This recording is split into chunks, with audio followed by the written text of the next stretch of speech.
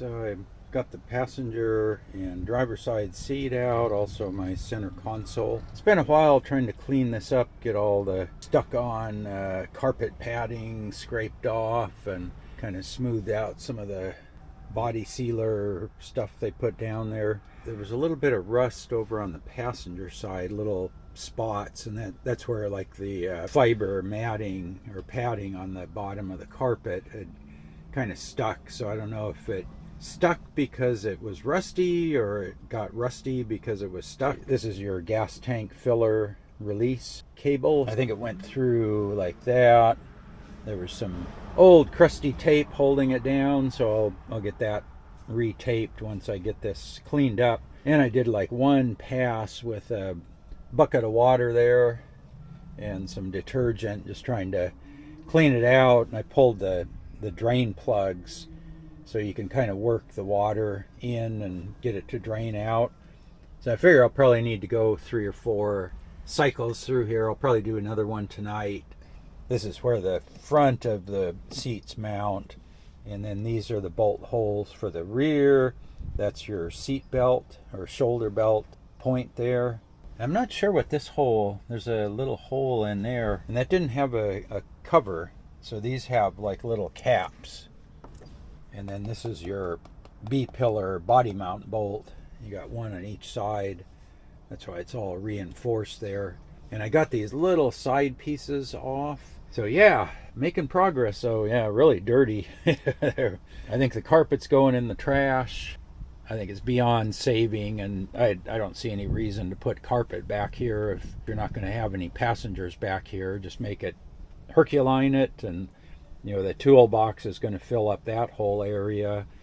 I might do something similar over here. Maybe do another toolbox and have that one like removable.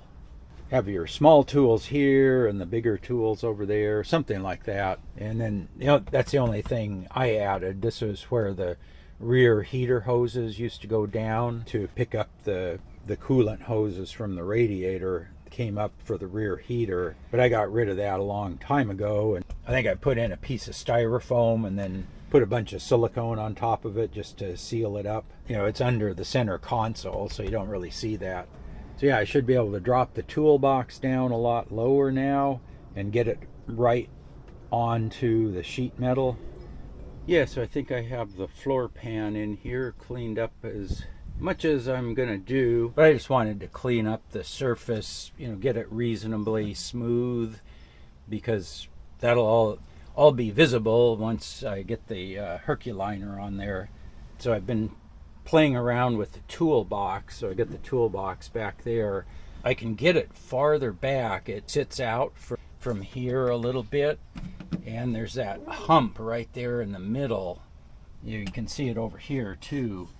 So I think what I'm going to do is on the back side of the toolbox, put some marks on the bottom corner of the toolbox, and then I can basically make a little cut in there and cut the bottom seam, and then just fold the back in a little bit. So I'll just bend it in, you know, about that far. It's maybe 3/4 of an inch or so. And then I'll just trim the bottom piece, so the bottom will just have a cut like that out of it, and I'll just bend the back in a little bit. So yeah, that way I can get the toolbox pushed back as far as I can. You know, this isn't meant to be like a pickup bed. It's just I want to put something over the paint to hide the little rusty spots and places where I had to grind it and whatnot. I'll get going, but yeah, we'll get the Herculiner going and give it a couple coats and see what it looks like. So I'll bring you back when I get some material applied.